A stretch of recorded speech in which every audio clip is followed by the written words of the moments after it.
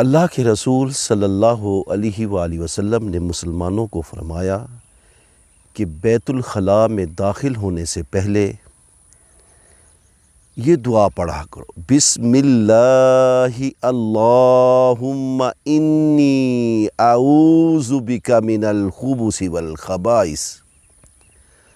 جس کا ترجمہ ہے اللہ کے نام کے ساتھ اے اللہ میں بلا شبہ تیری حفاظت میں آتا ہوں خبیث جنوں اور خبیث جننیوں سے۔ جب آپ بیت الخلاء سے نکلنے لگیں تو اللہ کے رسول صلی اللہ علیہ وسلم نے فرمایا تو نکلنے کے بعد آپ نے پڑھنا ہے غفرانک، ایک حدیث میں ہے